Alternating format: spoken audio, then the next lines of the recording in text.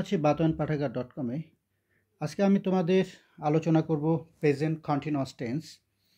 তো present continuous টেন্সটা কিন্তু খুবই গুরুত্বপূর্ণ এবং খুবই সোজা। কয়েকটা টেকনিক্যাল জিনিস আছে, এটা বুঝতে পারলে একেবারেই সোজা। চলো আমরা শুরু করি। তাহলে আমরা শুরু করছি আজকে প্রেজেন্ট। খেয়াল করো, কন্টিনিউয়াস বানানটা কিন্তু অনেকেই পারে না।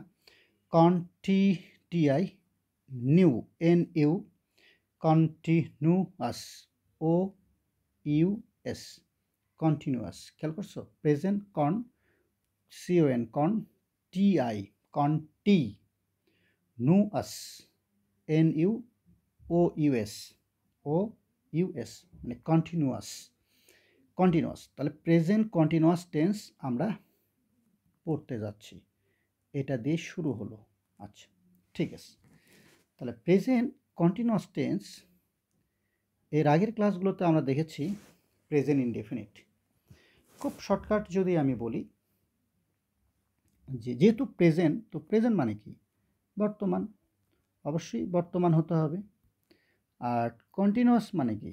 চলমান, চলমান হতে হবে। টেন্স তো মানে হলো সময়। তাহলে সবটা মিলে কি বাংলা দাঁড়ালো? বর্তমান চলমান সময়, মানে বর্তমানে যেটা চলছে, এরকম বর্তমানে চলছে। যেমন ধরো, আমি এখন কি করাচ্ছি? এই মুহূর্তে আমি তোমাদের পড়াচ্ছি, তোমাদের পড়াচ্ছি।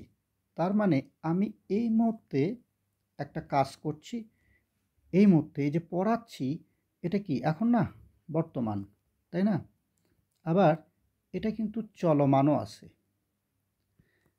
তাহলে পড়াচ্ছি শব্দটা আমরা যদি বিশ্লেষণ করি, এই যে পড়াচ্ছি এই শব্দটা বিশ্লেষণ করলে এটার মধ্যে কিন্তু বর্তমানও আছে, চলমানও আছে। যেহেতু পড়াচ্ছি মানে এখন বোঝাচ্ছে, বর্তমান মানে কি? এখন, এখন এই যে যখন কথা বলছি তখন এখন। তাহলে এখন চলমান। তাহলে যে মানে ভার্বগুলো এখন চলমান, যে ভার্বগুলো এখন চলমান, তাহলে আমরা বলতে পারি যে ভার্বগুলো এখন, এই মুহূর্তে যখন কথা বলা হয়, যে ভার্বগুলো এখন চলমান আছে, এইগুলোকে নিয়ে আমরা তাহলে এখন আলোচনা করব।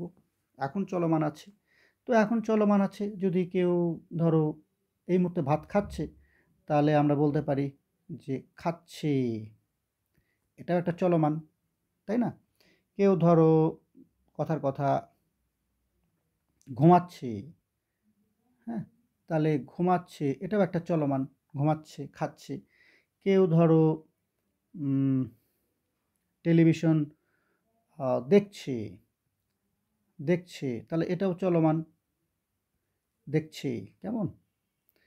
তাহলে এই জাতীয় ভার্বগুলোকে আমরা বলতে পারি, এখানে যে ভার্ব লিখলাম খেয়াল করে দেখো, সবগুলোই কিন্তু ভার্বগুলো এখন চলমান, এরকম। সেটাকে আমরা প্রেজেন্ট কন্টিনিউয়াস বলতেছি। বর্তমানে যা হচ্ছে বা যা চলছে। আমরা আরও সহজ করে লিখতে পারি। যদি ধরো তোমরা সংজ্ঞা চাও, তাহলে আমরা লিখতে পারি যে বর্তমানে মানে এখন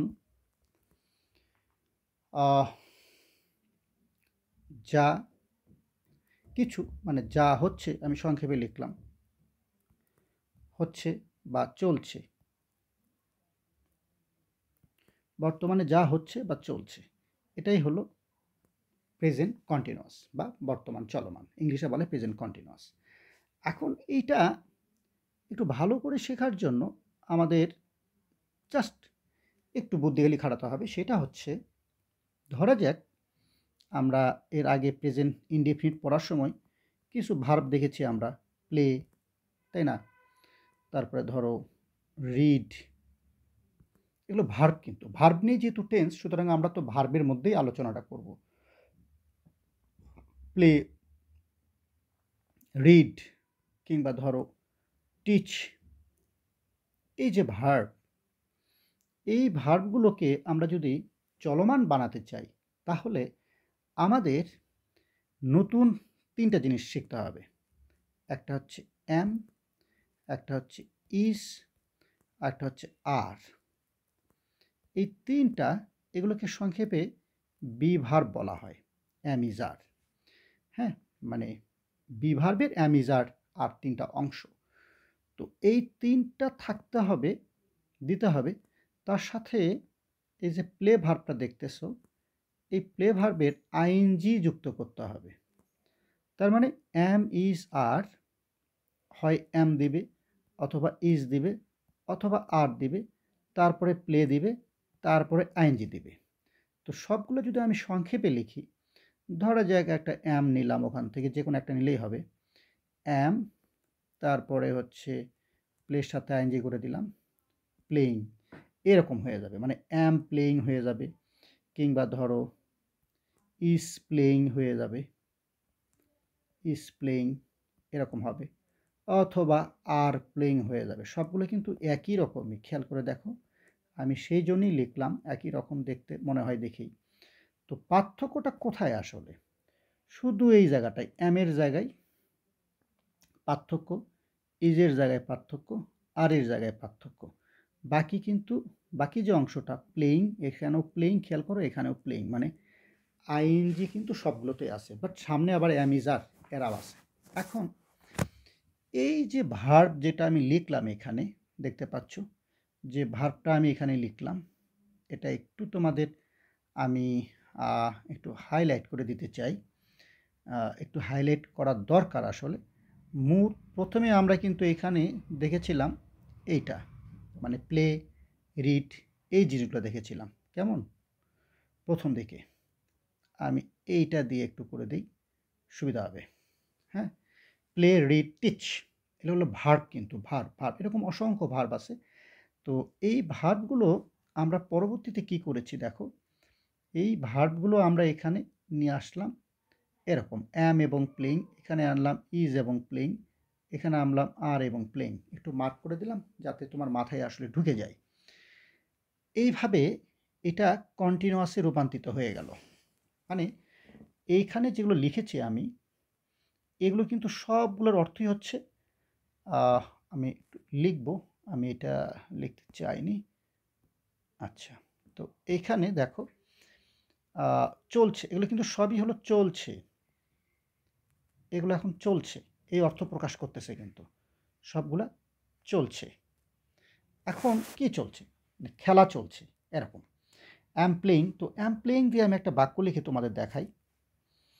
ধরো আমি যদি লিখি আই অ্যাম, অ্যাম তো দেওয়াই লাগবে এবং প্লেইংও দেওয়া লাগবে, শুধু প্লেইং কিন্তু নয়, খেয়াল রাখিও।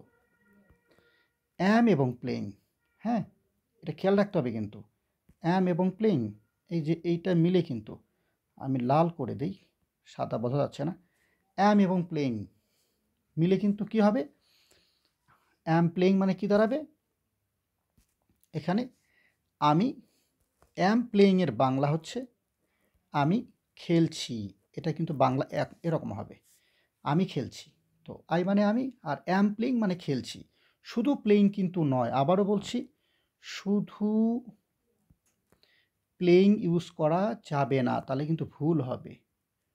শুধু প্লেইং না, শুধু প্লেইং নয়, মানে শুধু ভার্ব প্লাস আইএনজি কিন্তু নয়, এটা কিন্তু সবসময় মনে রাখবা কাটা যাবে, এটার অর্থ কিন্তু চলমান নয়।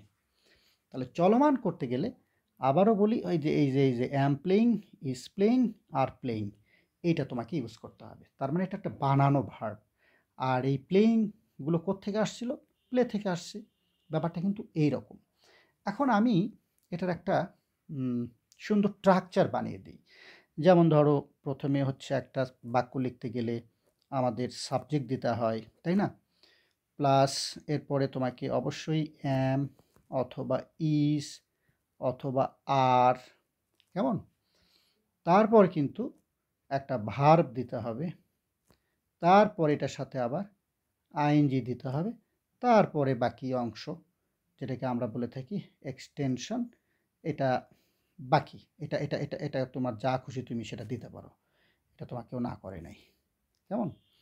তার মানে স্ট্রাকচারটা কেমন দাঁড়ালো দেখো। আমরা এইভাবে বলতে পারি পুরো জিনিসটা, আহা এই কালি দিলে তো ভালো লাগবে না, আমি এইটা দিয়ে দিই। মানে সাবজেক্ট, তারপরে অ্যাম, তারপরে ইজ, তারপরে আর, তারপরে ভার্বের সাথে আইএনজি, এইগুলো মিলেই কিন্তু একটা কি তৈরি হয়, কন্টিনিউয়াস টেন্স তৈরি হয়। অর্থাৎ এখন এম কার সাথে, ইজ কার সাথে, সেটা আমি আসতেছি একটু পরে আসতেছি। অর্থাৎ আমার কথা এম, ইজ, আর এটা তোমাকে দিতেই হবে। এটাকে সংক্ষেপে বলা হয় বি ভার্ব।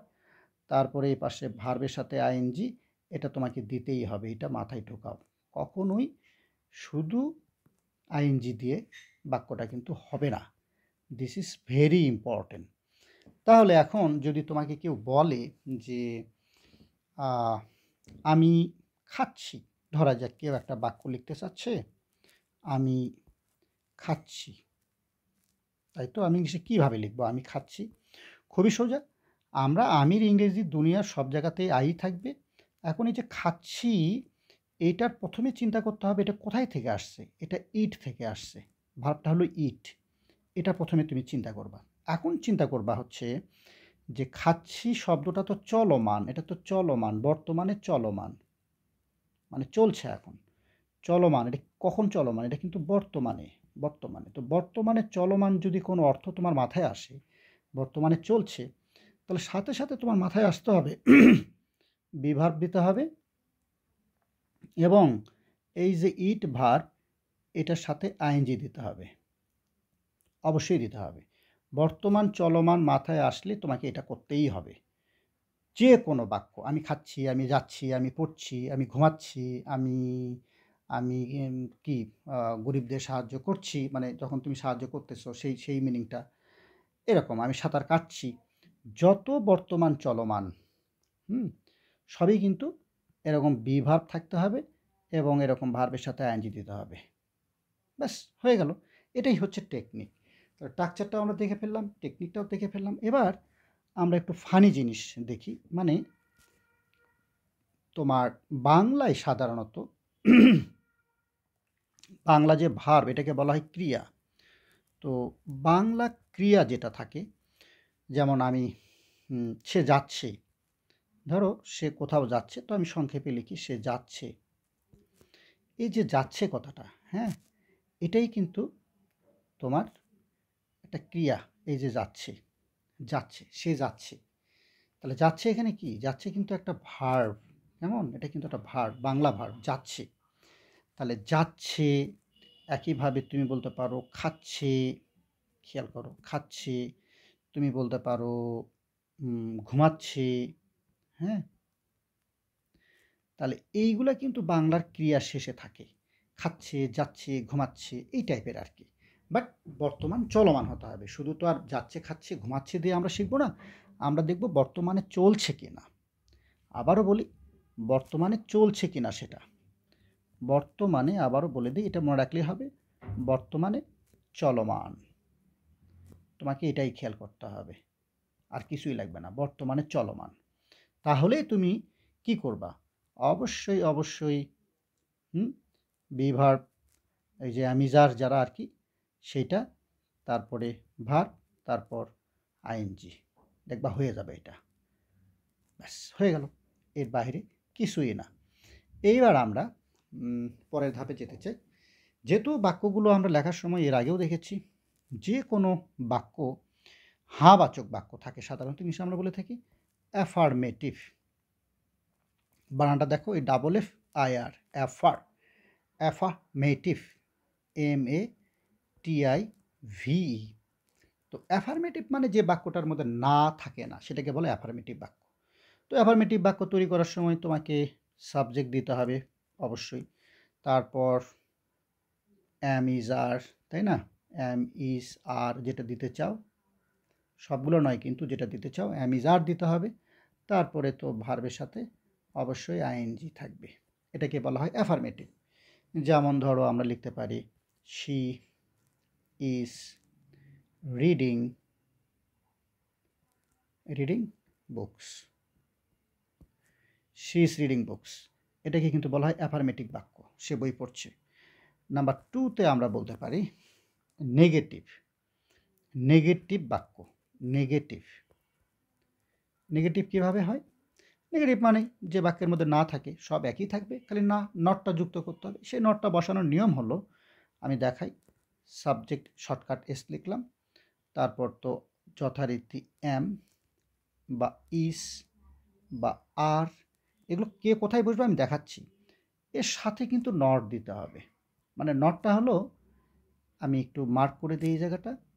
এই নটটা কিন্তু অবশ্যই তোমাকে দিতে হবে কোথায়? এম ইজ আর এর পরে। এই এম ইজ আর এর পর নট দিতে হবে। কেমন? তারপর আবার কি করবা? তারপর যথারীতি বাকি যে বিষয়গুলো আছে, অবশ্যই ভার্ব, অবশ্যই তার সাথে আইএনজি। একটা উদাহরণ আমরা লিখতে পারি, শি ইজ রিডিং বুকস। ধরো এটাই আমরা লিখি, সহজ হবে। শি, তারপরে ইজ দিলাম, তারপরে নট দিলাম, তারপরে হচ্ছে রিডিং বুকস। সব একই থাকবে, কিন্তু কোনো পরিবর্তন নাই। শুধু নটটা আমরা বসানো শিখব। শি ইজ রিডিং বুকস মানে সে বই পড়ছে না। এর আগের বাক্য ছিল পড়ছে, এবার হলো পড়ছে না। সব এক, কোথাও কোনো চেঞ্জ নাই। শুধু নটটা আমরা এই জায়গাটাতে দেব, খেয়াল রাখতে হবে। এই এতটুকুই। এখন যদি ধরো এই বাক্যটা তুমি এখন নেগেটিভ দেখলাম আমরা, মনে করতেছো তুমি আমি এটা ইন্ট্রোগেটিভ বানাবো, কথার কথা। কোনো ব্যাপারই না। ইন্ট্রোগেটিভ করার সময় তোমাকে জাস্ট খালি খেয়াল রাখতে হবে, এই যে বি ভার্ব, অর্থাৎ এই যে এম অথবা ইস অথবা আর, এরা কিন্তু সামনে চলে আসবে। তারপর এর সাথে হচ্ছে আমাদের আসবে হচ্ছে, তো এইটা আসলে এম ইজ আর প্লাস, তারপরে হচ্ছে যথারীতি আমরা সাবজেক্টটা দিব প্রশ্নবোধক বাক্য যখন তৈরি করব ইন্টারোগেটিভ সেন্টেন্সে। তারপর যথারীতি সাবজেক্টের পর যেটা থাকে ভার্ব, তারপর আইএনজি, তারপর এক্সটেনশন যদি থাকে থাকলো, মানে বাকি অংশ, এক্সটেনশন বাকি অংশ, এবং তারপর একটা প্রশ্নবোধক চিহ্ন দিতে হয়। মোটামুটি এই হচ্ছে মানে ইন্টারোগেটিভ সেন্টেন্সটা এভাবে তৈরি হয়। আর এরপর হচ্ছে উদাহরণ একটা লিখে দিই, তাই না? উদাহরণ দিলে ভালো হয়। তো she is not reading books, এইটারই যদি আমরা একটা বাক্য তৈরি করি, তাহলে হবে যেমন ইজটা সামনে আসবে, অবশ্যই আইটা বড় হাতের দিবা, ইজ শি এরকম চলে হবে, is she, is she, is she, তারপরে কি হবে? যথারীতি ইজ শি, ভার্ব দিতে হবে আমাদের reading, is she reading books, is she reading books, is she reading books, একটা প্রশ্নবোধক চিহ্ন দিতে হবে, সে কি বই পড়ছে, এরকম আর কি। ফাইনালি যেটা হতে পারে সেটা হলো যে নেগেটিভ এবং ইন্টারোগেটিভ সেন্টেন্স দুটো একসাথে, এটা একটু ভালো করে খেয়াল করো। নেগেটিভ প্লাস মানে বাক্যটা না বোধকও থাকবে, আবার প্রশ্নবোধকও থাকবে। ইন্টারোগেটিভ,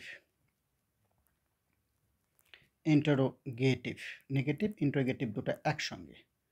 তো নেগেটিভ ইন্টারোগেটিভ যখন থাকবে দুটো একসাথে, নেগেটিভ ইন্টারোগেটিভ, তখন বাক্যগুলোতে যেটা হয় সেটা হলো সাধারণত শুরুতেই আমরা ইন্টারোগেটিভটা বানাই ফেলবো। যেমন ধরো আমরা লিখবো এরকম, যদি ওই বাক্যটাই লিখি, ইজ, এবং ইজ সংক্ষেপে বলা হয় ইজেন্ট বা ইজ নটও দিতে পারো, ইজেন্ট, তারপরে কি থাকবে? প্রশ্নবোধক নেগেটিভ, তারপরে সাবজেক্ট থাকবে শি বা হি, যেটাই তুমি দাও, তারপর তো অবশ্যই ভার্ব, তারপরে আইএনজি এবং প্রশ্নবোধক চিহ্ন। এই হচ্ছে চারটা স্ট্রাকচার নর্মালি আমরা ইউজ করে থাকি বাক্যগুলোতে। তো এটা অবশ্যই মাথায় রাখবে। এরপর যেটা হয়তো অনেকেই চিন্তা করতেছো, যে এই যে বি ভার্ব যেগুলো আমি এতক্ষণ পড়ালাম, অর্থাৎ বি ভার্ব, এই যে বি ভার্ব, এই বি ভার্বগুলো যেটা আমি এতক্ষণ পড়ালাম বি ভার্বস, তো এই বি ভার্বসের মধ্যে খেয়াল রাখবে যে এই যে অ্যাম, অ্যাম কিন্তু সমান সমান শুধুমাত্র আয়ের ক্ষেত্রে ব্যবহার হয়। যেমন I am teacher, I am a teacher, তার মানে ব্যবহার হচ্ছে অ্যাম আয়ের সাথে, আর কারোর সাথেই অ্যাম ব্যবহার হয় না, এটা ফিক্সড, একটাই ব্যবহার দুনিয়াতে, ব্যাপারটা এরকম। তারপরে ধরো ইজ, ইজ ব্যবহার হয় আমরা জানি অবশ্যই, তোমাদের মনে আছে কি না, হি, শি এবং ইট, যেটা আমরা প্রেজেন্ট ইনডিফিনিট পড়ার সময় পড়েছিলাম, হি সি ইট, এই 3 রকমের যেগুলা। তো হি সি ইট মানে কিন্তু হি সমান কোনো ব্যক্তিও হতে পারে, কুতুব হতে পারে, আবার সি সমান কিন্তু বিলকিস হতে পারে, কেমন? আবার ইট সমান কোনো ইতরবাচক প্রাণী হতে পারে, ধরো এ ডগ। তো এ ডগ মানে কিন্তু ইটি বলা যায়, তাই না? আবার বিলকিস মানে কিন্তু সি বলা যায়, আবার কুতুব মানে কিন্তু হি বলা যায়। তো সাধারণত এইগুলোর সাথেই ইজ বসে, এই জাতীয় যত আছে দুনিয়াতে, এটা মাথায় রাখতে হবে। এর বাইরে কিন্তু ইজ বসবে না। আবার যেটা আর বসে, অর্থাৎ আর আমরা যদি ইউজ করি, আর সমান সমান আমরা বলতে পারি, আর আমরা দিতে পারি যে এই হি সি ইট বাদ দিয়ে, মানে এই কয়টা বাদ দিয়ে যেগুলো আছে, যেমন উই আমরা আর বলতে পারি, ইউ আমরা আর বলতে পারি, উই আর, ইউ আর, আমরা দে এটাকেও আর বলতে পারি। তো উই, ইউ, দে এগুলোর সঙ্গে আমরা আর ইউজ করব। ব্যাপারটা কিন্তু ফাইনাল। ব্যাস হয়ে গেল। এই হলো এতক্ষণ যেগুলো আমি পড়ালাম, এগুলো হচ্ছে কমন কিছু বিষয়। হ্যাঁ, একেবারেই। এরপর যে ক্লাসটা আমরা নেব আসলে, সেই ক্লাসটা হবে সেকেন্ড ক্লাস। ওইটা কিন্তু আরও দারুণ দারুণ জিনিস আমরা শিখব। Thank you very much.